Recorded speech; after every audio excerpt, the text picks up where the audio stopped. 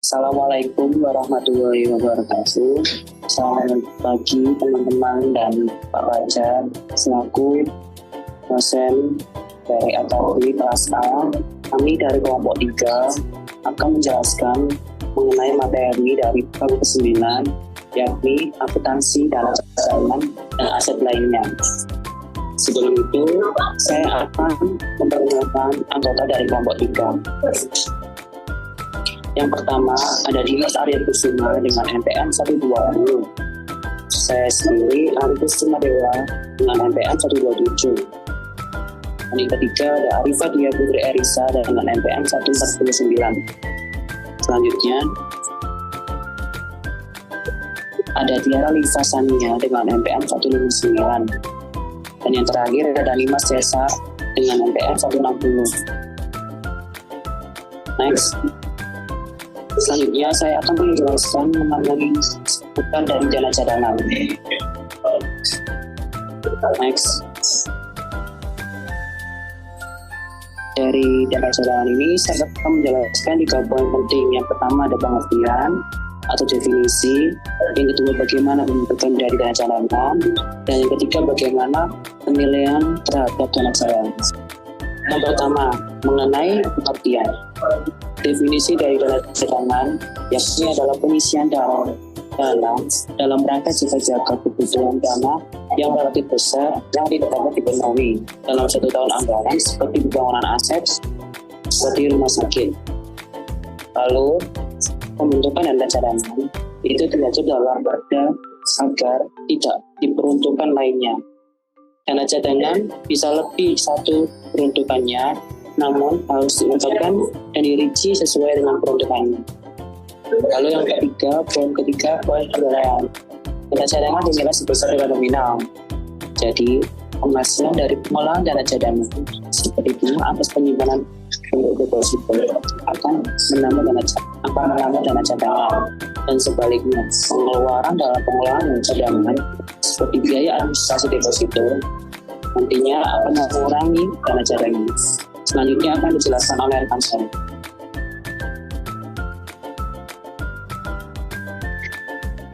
Baik, selanjutnya yaitu jurnal standar terkait dana cadangan. Next. Yang pertama yaitu jurnal standar terkait dana cadangan dalam pembentukan dana cadangan. Jurnal transaksi pembentukan dana cadangan yang dicatat oleh sistem akuntansi PPKD yaitu untuk laporan operasional, yaitu dana cadangan kepada kas di daerah. Untuk laporan realisasi anggaran yaitu pengeluaran pembiayaan pembentukan dana cadangan kepada estimasi perubahan SAL. Next. Selanjutnya yaitu pencairan dana cadangan. Untuk jurnal atas transaksi pencairan dana cadangan yang dicatat oleh sistem akuntansi PPKD adalah untuk laporan operasional, yaitu kas di kas daerah kepada dana cadangan. Untuk laporan realisasi anggaran yaitu estimasi perubahan SAL kepada penerimaan pembiayaan pencairan dana cadangan. Next. Selanjutnya yaitu ilustrasi. Next.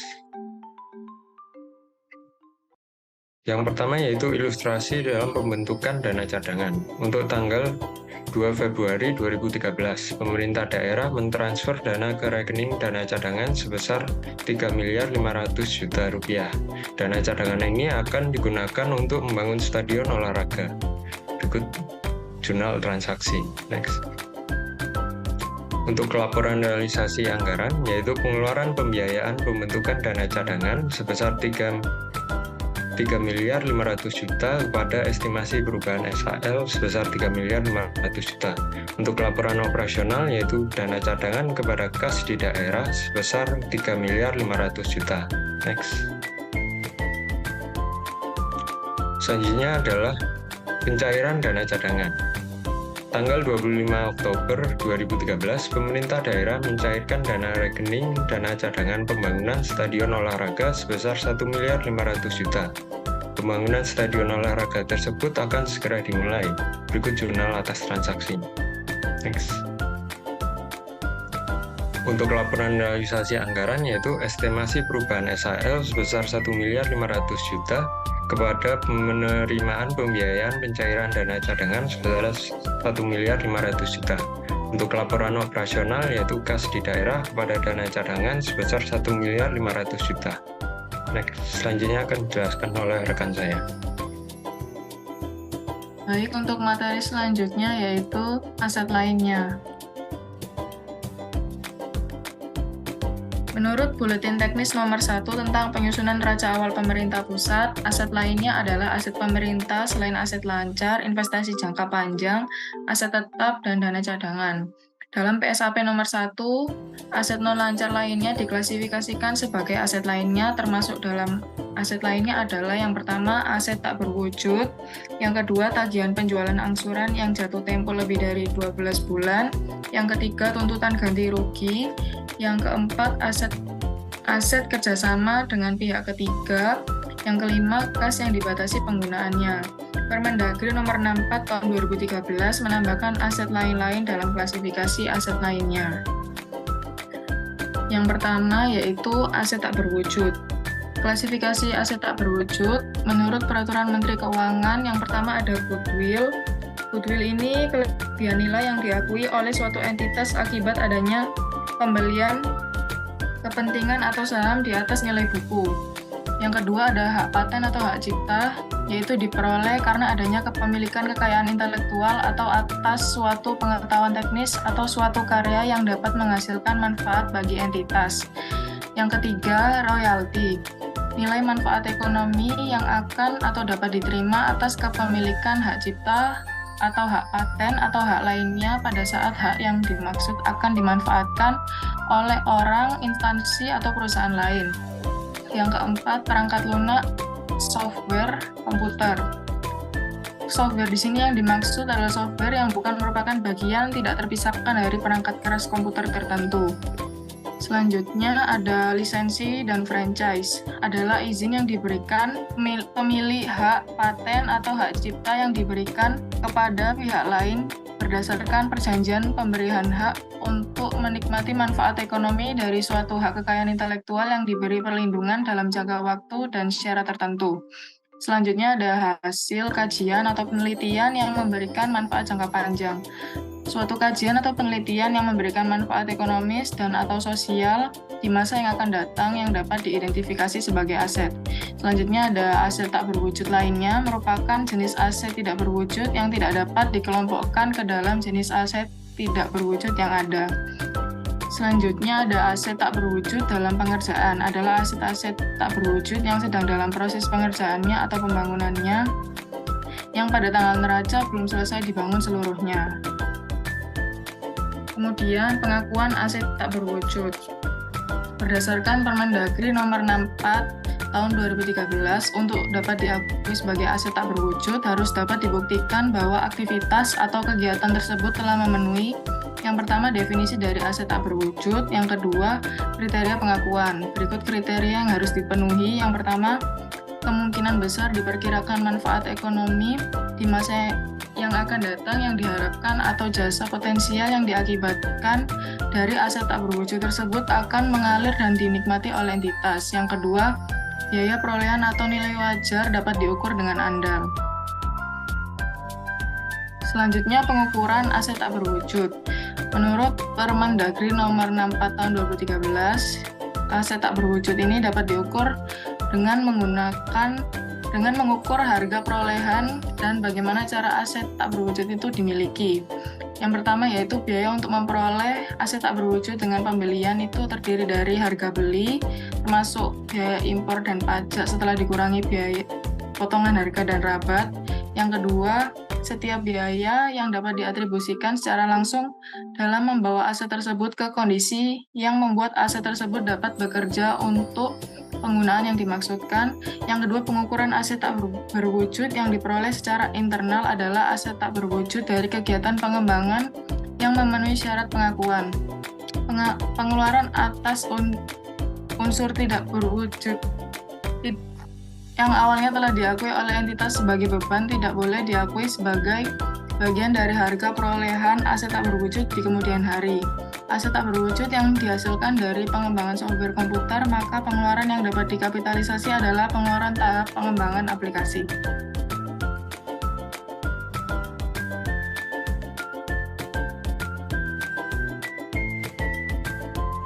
Selanjutnya, penyajian dan pengungkapan aset tak berwujud. Berdasarkan Permendagri nomor 64 tahun 2013, aset tak berwujud disajikan dalam neraca sebagai bagian dari aset lainnya. Hal-hal yang diungkapkan dalam laporan keuangan, yang pertama ada masa manfaat dan metode amortisasi, yang kedua nilai tercatat bruto, akumulasi amortisasi, dan nilai sisa aset tak berwujud. Yang ketiga, penambahan maupun penurunan nilai tercatat pada awal dan akhir periode, termasuk penggantian dan pelepasan aset tak berwujud.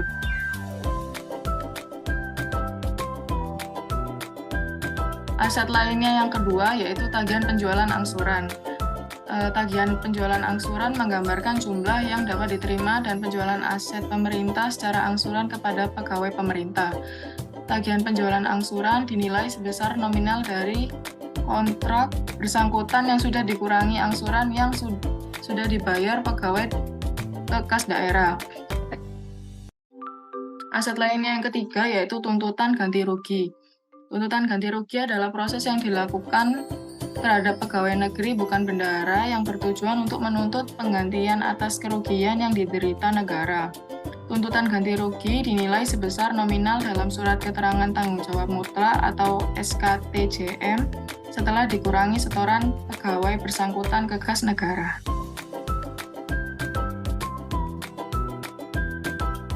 Materi selanjutnya akan dijelaskan oleh rekan saya.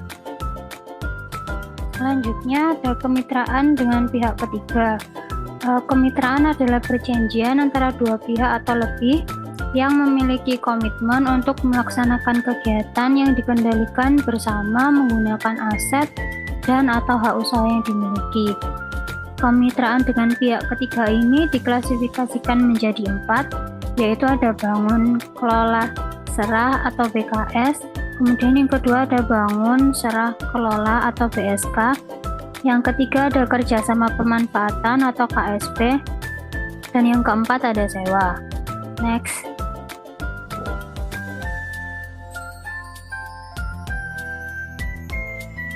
Penjelasan yang pertama yaitu mengenai bangun, kelola, serah atau yang biasa disebut dengan BKS. BKS ini merupakan bentuk kerjasama berupa pemanfaatan aset pemerintah oleh pihak ketiga dengan cara pihak ketiga tersebut mendirikan bangunan atau sarana lain, kemudian mendayagunakannya dalam jangka waktu tertentu.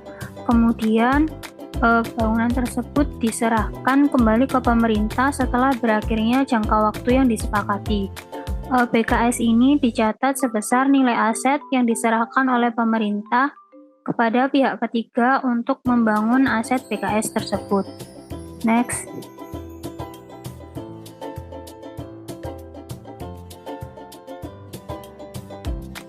Selanjutnya yang kedua ada bangun, serah, dan kelola. BSK atau bangun serah kelola merupakan bentuk kerjasama berupa pemanfaatan aset pemerintah oleh pihak ketiga dengan cara pihak ketiga tersebut mendirikan bangunan atau sarana lain, kemudian menyerahkan bangunan tersebut kembali ke pemerintah untuk dikelola sesuai dengan tujuan pembangunan aset. Biasanya yang membedakan antara BKS dan BSK itu biasanya pada saat penyerahan jika BSK itu disertai dengan pembayaran oleh pemerintah kepada pihak ketiga. Nah, untuk BSK sendiri itu dicatat sebesar nilai perolehan aset yang dibangun. Next.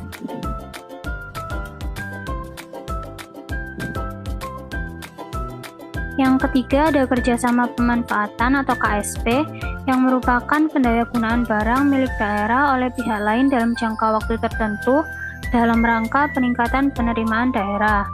Dan yang keempat ada sewa. Sewa adalah pemanfaatan barang milik daerah oleh pihak lain dalam jangka waktu tertentu dengan menerima imbalan uang tunai. Next.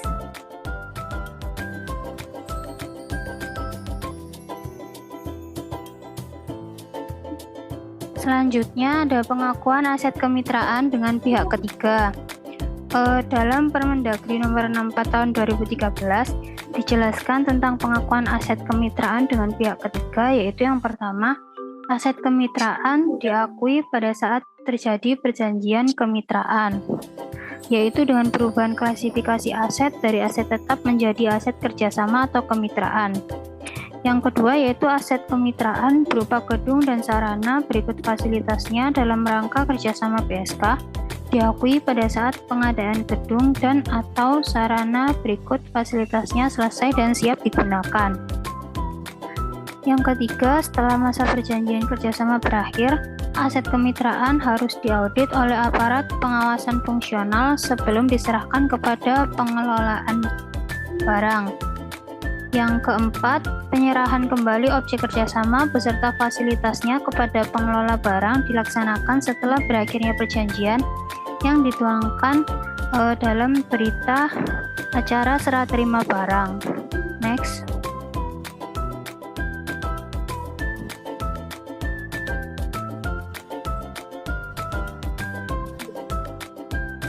Yang kelima yaitu setelah masa pemanfaatan berakhir, tanah serta bangunan dan fasilitas hasil kemitraan ditetapkan status penggunaannya oleh pengelola barang.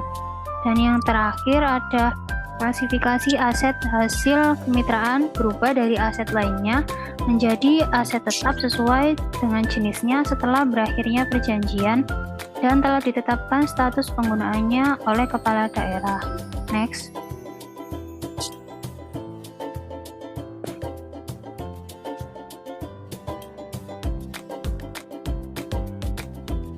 Selanjutnya ada pengukuran aset kemitraan dengan pihak ketiga.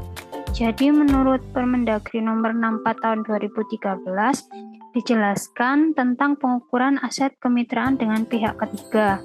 Yang pertama yaitu aset yang diserahkan oleh pemerintah daerah untuk diusahakan dalam perjanjian kemitraan harus dicatat sebagai aset kemitraan sebesar nilai bersih yang tercatat pada saat perjanjian dipilih yang paling objektif. Yang kedua, yaitu dana yang ditanamkan pemerintah daerah dalam kemitraan dicatat sebagai penyertaan kemitraan.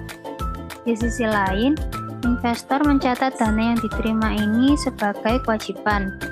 Dan yang ketiga, ada aset hasil kerjasama yang telah diserahkan kepada pemerintah setelah berakhirnya perjanjian dan telah ditetapkan status penggunaannya itu akan dicatat sebesar nilai bersih yang tercatat atau sebesar nilai wajar pada saat aset tersebut diserahkan dan dipilih yang paling objektif. Next.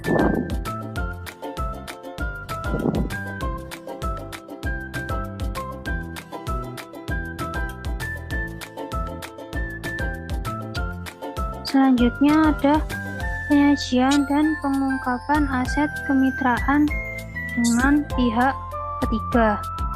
Jadi dalam Permendagri nomor 64 tahun 2013 sendiri, aset kemitraan itu disajikan di neraca sebagai aset lainnya dan diungkapkan dalam CALK. Nah, pengungkapan tersebut itu harus dibuat untuk aset kemitraan. Yang pertama yaitu klasifikasi aset yang membentuk aset kerjasama. Yang kedua, penentuan biaya perolehan aset kemitraan. Dan yang ketiga, penentuan depresiasi atau penyusutan aset kemitraan. Next.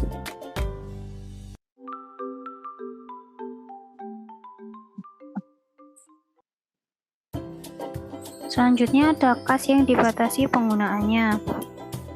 Kas yang dibatasi penggunaannya sendiri merupakan uang yang merupakan hak pemerintah, tetapi dibatasi penggunaannya untuk membiayai kegiatan tertentu dalam waktu lebih dari 12 bulan sejak tanggal pelaporan. Untuk pengakuannya sendiri, kas yang dibatasi penggunaannya ini diakui pada saat kas disisihkan atau ditempatkan pada suatu rekening tertentu yang dimaksud untuk membiayai suatu kegiatan yang memerlukan dana relatif besar yang tidak dapat dipenuhi dalam 1 tahun anggaran. Next.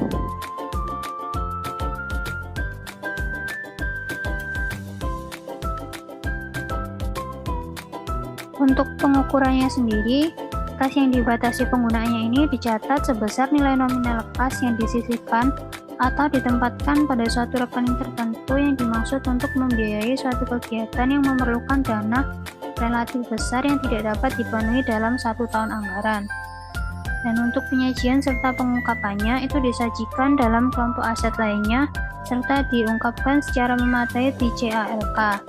Beberapa hal yang perlu diungkapkan sendiri antara lain ada tujuan penyisian dana, dasar hukum dilakukan penyisihan, jenis kas yang dibatasi penggunaannya, dan informasi lain yang relevan. Next.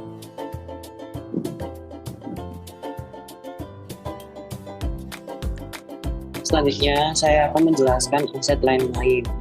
Definisi dari aset lain-lain merupakan aset tetap yang dihentikan dari penggunaannya dari pemerintah direhabilitasikan ke dalam aset lain-lain yang disebabkan karena rusak berat, usang, atau aset tetap yang tidak digunakan karena melalui prosesnya pemindahan. Pengakuan dari aset lain-lain diakui pada saat dihentikan dari penggunaan aktif pemerintah dan direhabilitasikan ke dalam aset lain-lain. Next. Untuk pengukurannya, aset tetap yang dimaksudkan untuk dihentikan dari penggunaan aktif pemerintah direhabilitasikan ke dalam aset lain-lain menurut nilai tercatatnya. Aset lain yang berasal dari reklasifikasi aset tetap disusulkan mengikuti kebijakan penyusutan aset tetap. Proses penghapusan aset lain pada lama 2 bulan sejak direklasifikasi kecuali tentukan lain menurut perundang-undang. Untuk penyajian dan pengungkapan, aset lain-lain disajikan di kelompok aset lainnya yang diungkapkan di dalam CLK. Hal yang perlu diungkapkan yakni faktor-faktor yang menyebabkan dilakukan penghentian penggunaan jenis aset tetap yang dihentikan penggunaannya dan informasi lainnya. Selanjutnya akan dijelaskan oleh rekan saya. Baik, berikut adalah ilustrasi bagi klasifikasi dari aset lainnya. Next.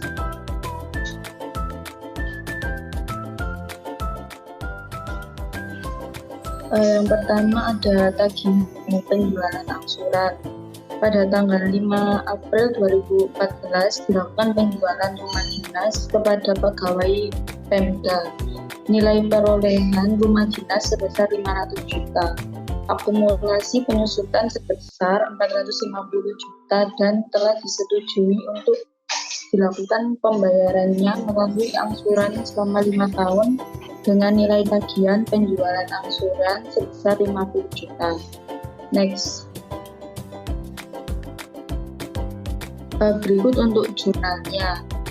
Pada laporan operasional, jurnalnya adalah akumulasi penyusutan rumah dinas, tagihan penjualan angsuran pada rumah dinas. Dengan akumulasi penyusutan di debit sebesar 450 juta dan tagihan penjualan angsuran di debit sebesar 50 juta. Lalu rumah dinas dikredit dengan nilai 500 juta. Untuk laporan realisasi anggaran tidak ada jurnalnya. Next. Untuk tuntutan ganti rugi, pada tanggal 6 Agustus 2012 ditandatangani surat keterangan tanggung jawab mutlak atas nama Luna untuk tuntutan ganti rugi 14 sebesar 5 juta dengan jangka waktu pelunasannya selama 24 bulan. Tuntutan ganti rugi ini muncul akibat hilangnya sebuah sepeda motor dengan nilai perolehan 20 juta dengan akumulasi penyusutan sebesar 10 juta. Jurnal atas transaksi tuntutan ganti rugi adalah sebagai berikut. Next. Untuk laporan operasional, jurnalnya adalah akumulasi penyusutan sepeda motor di debit sebesar 10 juta, tuntutan ganti rugi di debit sebesar 5 juta, dan kerugian atas kehilangan sepeda motor di debit sebesar 5 juta pada sepeda motor di kredit sebesar 20 juta. Untuk laporan realisasi anggaran tidak ada jurnalnya. Next. Untuk kemitraan dengan pihak ketiga ada 2, yaitu bangunan kelola serah atau BKS dan bangunan bangun serah kelola atau BSK. Untuk ilustrasi BKS, yaitu pada tanggal 5 Juli 2012, dilakukan perjanjian kerjasama dengan pihak ketiga dalam rangka pemanfaatan tanah pemerintah, yang mana dalam tanah tersebut akan dibangun fasilitas olahraga terpadu. Nilai tanah tersebut sebesar 5 miliar. Fasilitas olahraga terpadu tersebut akan dikelola selama 10 tahun oleh pihak ketiga, dan pada akhir tahun ke-10 aset tersebut akan diserahkan kepada pemerintah daerah. Sedangkan untuk ilustrasi BSK pada tanggal 12 Februari 2012 dilakukan perjanjian kerjasama dengan pihak ketiga dalam rangka pemanfaatan tanah pemerintah, yang mana dalam tanah tersebut akan dibangun fasilitas olahraga terpadu. Nilai tanah tersebut sebesar 5 miliar pada tanggal 3 November 2012. Fasilitas olahraga selesai dibangun dan kemudian diserahkan kepada pemerintah daerah, yang akhirnya membuat pemerintah daerah terbebani utang jangka panjang sebesar 1 miliar. Pada tanggal 10 November 2012 dibuat perjanjian kerjasama dengan pihak ketiga dan didapatkan informasi bahwa fasilitas olahraga akan dikelola sesuai tahun oleh pihak ketiga. Next.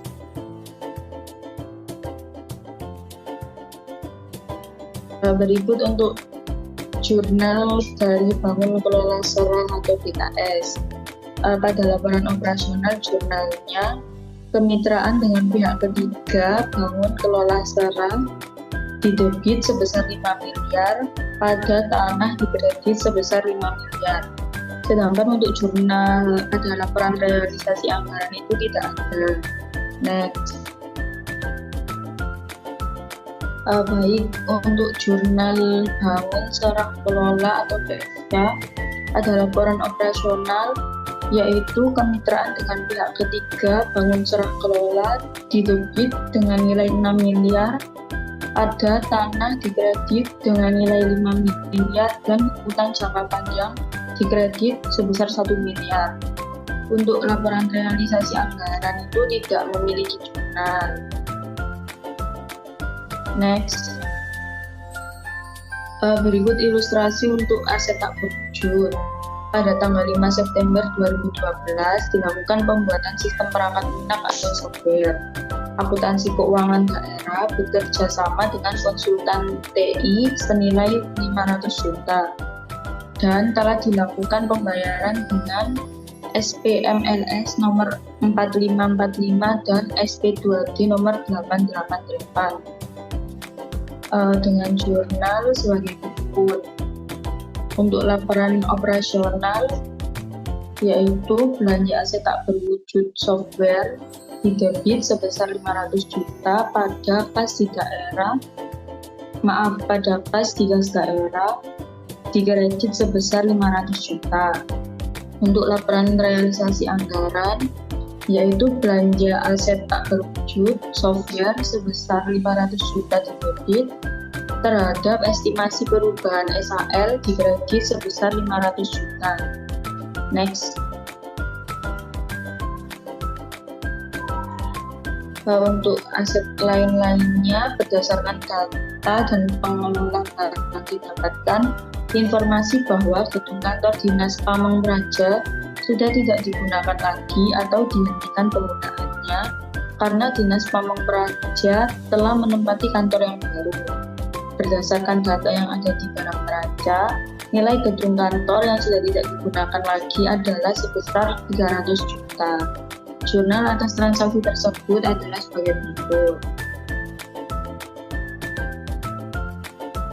Pada laporan operasional akan ditulis aset lain-lain gedung kantor yang tidak digunakan lagi pada debit sebesar 300 juta terhadap gedung kantor di kredit sebesar 300 juta. Sedangkan untuk laporan realisasi anggaran tidak terdapat jurnal. Baik, terima kasih. Saya kembalikan pada moderator. sekian dari kelompok 3 atas pemaparan dari bab 9. Terima kasih atas perhatiannya. Wassalamualaikum warahmatullahi wabarakatuh.